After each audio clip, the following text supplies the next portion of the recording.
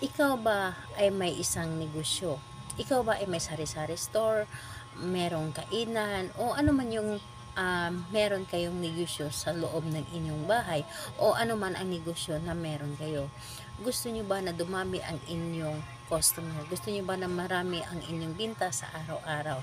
Yes po, ito ang lagi kong ginagawa, or ito ang ginagawa ko sa aking tindahan o sa maliit na negosyo ko para dumami ang aking customer na talagang binabalik-balikan ako.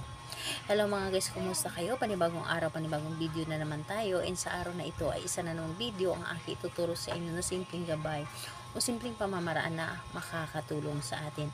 At bago ang lahat, gusto ko lang ma-disclaimer sa mga taong hindi naniniwala at hindi gusto ang mga kagaya nitong video. Please skip this video and maghanap kayo ng videos na gustong gusto nyo, dahil ang video na ito ay para lamang ito sa mga taong naniniwala and gusto mang-try. Sa lahat po ng mga nagko-comment po dito sa aking video dito sa loob ng aking channel, mag-ingat sa lahat ng mga nagre-reply sa inyo na dinadala kayo sa ilang WhatsApp, in-imo app upang makaiwas po tayo sa scam. Ngayon po ituturo ko sa inyo paano padamihin ang ating customer, paano na tayo yung binabalik-balikan, paano na kahit pa meron tayong kaharap ng mga tindahan, meron tayong katabi ng mga tindahan, paano para sa atin sila bumabalik o mas marami ang ating customer kaysa sa kanila. So ganito po ang inyong gagawin. Ito ay para lamang sa mga positive ha. Sa mga naniniwala sa mga ganito na pamahiin, ito ay para lamang sa inyo. Pero kung hindi ka naniniwala, huwag mo na itong gawin, dahil para lamang ito sa totoo naniniwala. So ganito po ang inyong gagawin. Ang gagawin po ninyo is kapag kayo ay pumunta ng palengke. Kapag kayo ay pumunta ng palengke na meron kayong nakitang basura. Yes po, basura po na tinapon.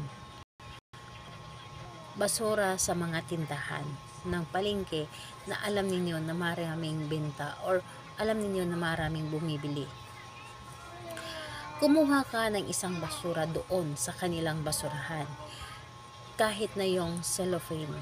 Cellophane lamang ang inyong kunin. Yung mga basura nila, basta any kind na basura, wag lang yung mabubulok. Mas maganda na cellophane or mga paper bag. Basta ito ay tinapon na sa basurahan. Yun ang kunin mo. Basura na nanggaling sa isang tindahan doon sa palengke na maraming customer. Doon ka kumuha, and ayun po,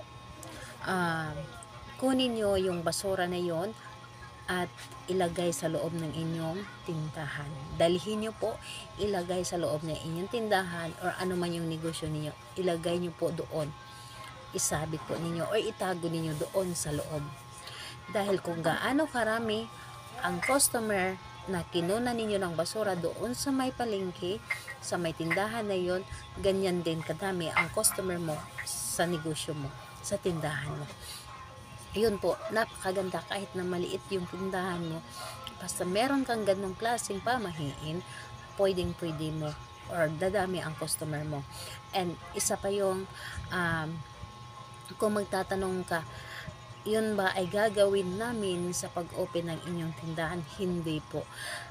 Pwedeng sa pag-open ng inyong tindahan or kahit na ilang buwan na or ilang taon na nagbukas ang inyong tindahan o nag-umpisa ang inyong tindahan. Basta kumuha kayo ng ganun klaseng basura sa palengke at ilagay ninyo. Wala po ito sa bagong bukas o sa nabuksan na. Yun po ang inyong gagawin. Napakadali lamang nun. Huwag ka lang mahiya na pumulot ng basura doon sa basurahan sa palengke upang dumami ang inyong customer.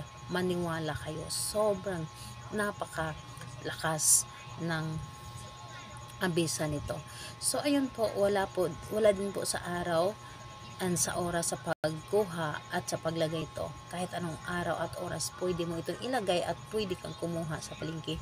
Isang bisis ka lamang kumuha doon ng basura sa palengke at ilagay mo sa loob ng inyong tindahan. So ayun po, salamat po sa inyo. Bye bye everyone. God bless us all.